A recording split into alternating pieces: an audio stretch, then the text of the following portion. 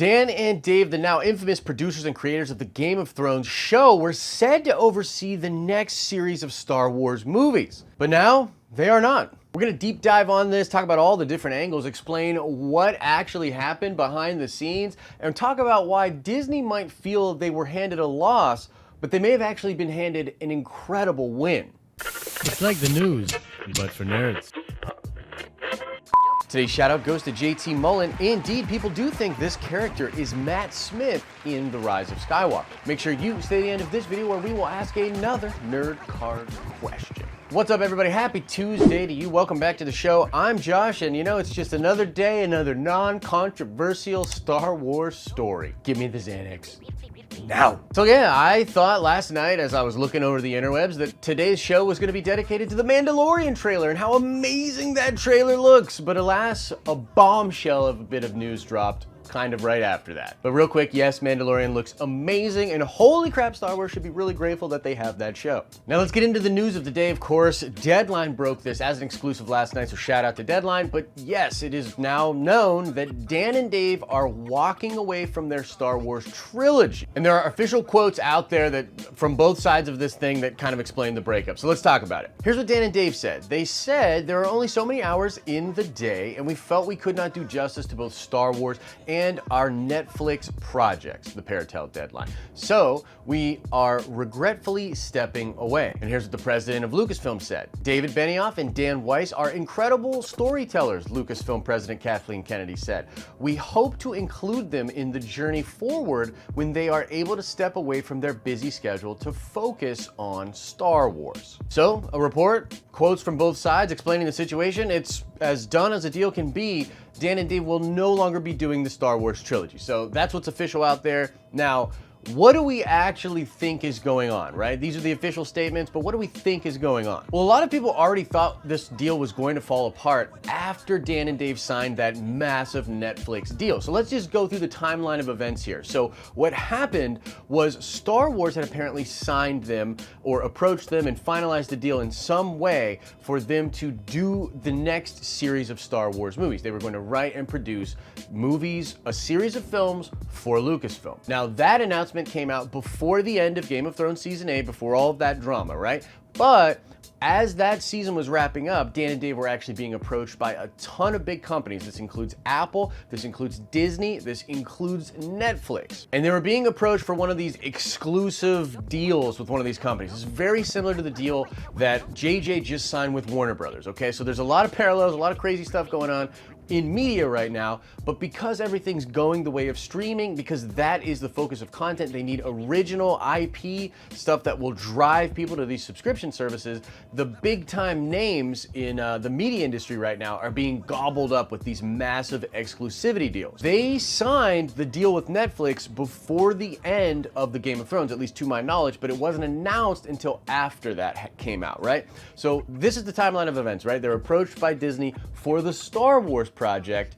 They say yes to that, but then they are approached by Disney for like a massive, like, hey, stay here and make content for us deal. But they're also approached by Apple, Amazon, maybe even Facebook, who knows? Facebook throws that kind of stuff around, but definitely Netflix as well. And so the official story out there is that they just didn't feel like they had enough time to do this. But I'll be real with you guys. I was literally just asking Jason Ward about this the other day. Like, we were chatting about this stuff and I was like, dude, do you think Dan and Dave are still doing Star Wars? And he indicated to me that yes, they were still doing Star Wars. And I literally brought up the Netflix deal. I was like, well, what about this Netflix deal? And Jason was like, look, that deal is for 10 years. They have to make this content and develop it within 10 years. And the Star Wars stuff would happen rather quickly. So the logic there is that these things did not actually intercede. There was not actually a lack of time for this to happen. Now, having said that, when you look at the release schedule for the next series of Star Wars movies, which is 2022, 2024, and 2026, those films would be coming out right in sort of the best time period for their Netflix deal. So maybe it is timing. I think timing probably played a role, but there's probably way more than that going on. I actually think that Dan and Dave could have walked away from the Star Wars thing because of how they experienced a fan backlash after Game of Thrones. Like, look, it's no secret the end of Game of Thrones was horrible. Fans hated it, and these guys took a lot of the brunt of that. In fact, if you look out online right now, a lot of the dialogue there is like, hey, this is awesome because they rushed Game of Thrones to get to Star Wars. Now they're not even going to do Star Wars. But I think the reality is, like, if you look at Kathy's comments, it feels like Disney and Lucasfilm really wants Dan and Dave. Like, they view this as a loss. Her comments about them maybe coming back when they have time, that is like a boilerplate answer to try to soften a perceived PR blow. But it just weirdly shows like how behind the times Disney and Kathy Kennedy are, because the fans are cheering this in the streets. Like, they're actually super pumped because they're like, yo, first of all, screw these guys for ruining Game of Thrones to get to Star Wars. Now they're not even gonna do it. And also, keep them away from Star Wars because we don't want them to ruin Star Wars. So that's like where we're at right now with like where I think Disney thinks they are at and where they're actually at. It's just a disconnect there. But this is actually good for Star Wars, and a lot of fans agree. But my read on it is that no, like, Disney did not want them to walk away. Netflix probably didn't want them to do the Star Wars thing, but I don't think Netflix could have forced them out because of the timing of the different contracts. So I ultimately believe this is a Dan and Dave decision, and it has less to do with the time and more to do with their mental bandwidth, man. Look, they just got out of a really exhausting relationship with fans and expectations for a big property. Maybe it's just better for them to just do their own thing. They don't want this, like, Star Wars fans are honestly the worst. Like, I love Star Wars fans, but they're honestly the worst when it comes to, you know, hanging out to dry directors and coming for people with knives and pitchforks. So I can assume that Dan and Dave did not want to deal with that. Now, speaking of you crazy Star Wars fans, let's talk about the next thing you guys are all arguing about online. There is a narrative starting now that this is the perfect opportunity for Rian Johnson and Rian Johnson's trilogy to come back into the fray, and, you know, now that should be the plan moving forward. And I gotta be real about this. This is how I feel. No, God! No, God, please, no! No! No! No! First of all, that's not gonna happen. Let me just say, I stand by all the reporting I've done in the past, what a lot of people are trying to tell people out there, and that is that there is no way Disney is going to do this, okay? Like, I will be flabbergasted if they do this. And actually, there's one thing I wanted to bring up with this, because it's kind of a dead horse at this point, like, we've talked about this so much, but there was something that John Campea brought up the last time that this news bubbled up, right? When Ryan gave that answer that was kind of, let's just say, maybe revealing about what might be happening behind the scenes. He was like, oh, well, if it happens, I'd be thrilled.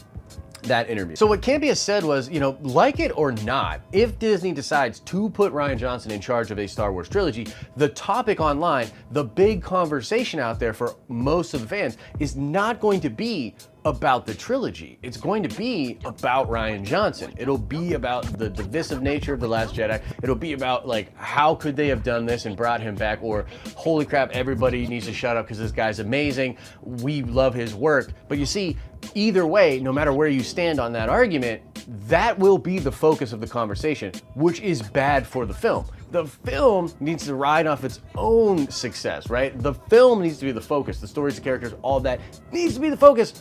It won't be if they put Rian Johnson in front of a trilogy. So where does this leave Star Wars? What is the next plan, right? Because they were going to do these Dan and Dave movies. Now, I think they've known for a while that might not work out. I truly believe all parties kind of knew.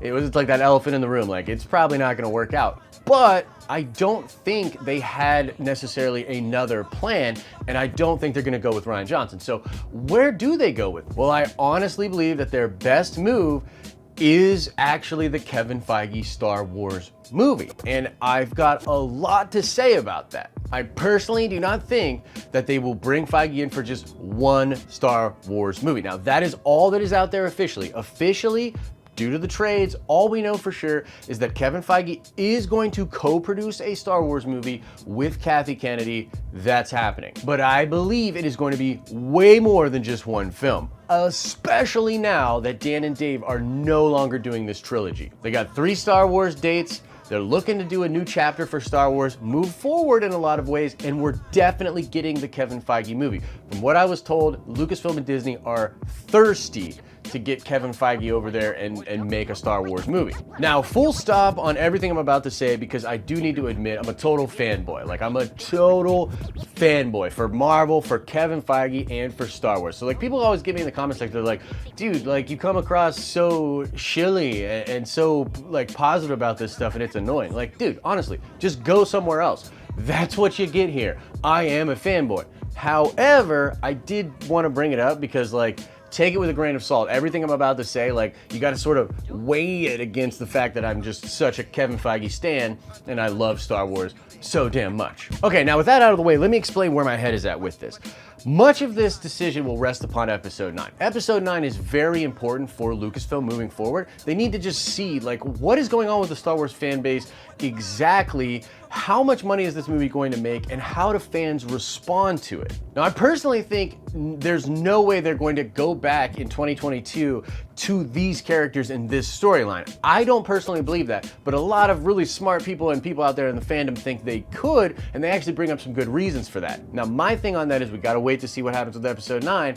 It could potentially happen, but I doubt it. Like, there is something to be said for all of the money that Disney has spent investing in these new characters, investing in what is essentially new IP, right? So it could be considered weird for them to spend all of this money developing all this stuff, including the parks, including everything, and then just go completely away from it. I personally think they want to move forward and they want to sort of move on and sort of breathe new life into the franchise, but I can see the argument for them just wanting to continue with their investment. I also want to bring up the fact that there's so much movement at Marvel Studios right now. There's so much going on behind the scenes. We've been talking about it a lot here on the channel, but it tends to lend itself to this idea that there's legitimately a lot of movement over there at that studio. And I always joke, I'm like, wait, is Feige like getting a lot of stuff off his schedule so he can focus on Star Wars? And the truth is, that could legitimately be what is going on, because the big question, guys, when it comes to Feige and Star Wars is, how does he have the bandwidth to do all of this? If he just got the creative officer position at Marvel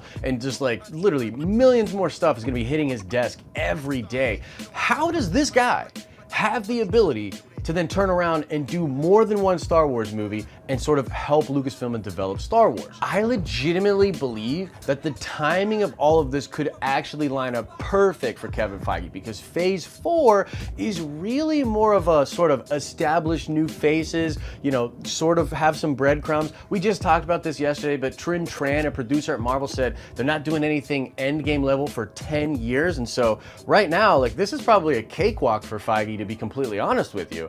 This could line up great for him to tackle that Star Wars issue. Like, frankly, I just don't believe it's gonna be that difficult for this guy. We're talking about the greatest producer of all time. This isn't somebody that has a bandwidth problem. Like, look at his current work schedule, you know what I mean? And it's just obvious that I think he could do it, particularly with the help around him, with people like Trin Tran, the amazing team of lieutenant producers that we talked about yesterday. But there's also someone else that I think could really help Feige to accomplish what he would need to accomplish over there at Star Wars. And that would be Jon Favreau. And Jon Favreau and Kevin Feige have an incredible relationship. These are the two guys that launched Iron Man 1, created the MCU. They're both Disney golden boys. They're both just knockout successes, like they almost can't miss, right? And so imagine the next Star Wars movie is a Kevin Feige produced Star Wars movie that's directed, possibly even written by Jon Favreau. And the important factor there is The Mandalorian. As we talked about, like, The Mandalorian looks amazing, and a lot of Star Wars fans are responding very positively to that. And it's not unusual for these companies to make a dream team of sorts. They pick talent for these projects that are going to get fans excited. And especially if Mandalorian is as big as I think it's going to be, Jon Favreau is going to be at the top of Star Wars fans' list for people they want to see do more Star Wars. And so I think they're going to stack the deck for the next Star Wars movie. And look, a lot of this is speculation, but I'm just telling you, this is the way I see it going with what's going on with the business, where they want to go, Dan and Dave walking away, all of it. Where do I think it's going to lead? I think it leads to basically a Kevin Feige, Jon Favreau Star Wars, And guess what? Dave Filoni's coming along for the ride too, because now with Dave Filoni and Favreau having such a good relationship and him again being a fan favorite, I think it just makes sense. Like, dude, put Kevin Feige, Jon Favreau, and Dave Filoni in a room and tell them not to come out until they make a cool Star Wars, and you're gonna come out with like literally probably the best Star Wars we've ever had. Oh, and also last thing I wanna mention here is that I was actually being told that Disney was going away from the Old Republic direction even before this Dan and Dave announcement came out. So I'm starting to believe less and less that they will go to the Old Republic for these 2022, 2024, 2026 movies. So that really leads me to believe that they're doing something new. Like, they want something fresh with these movies.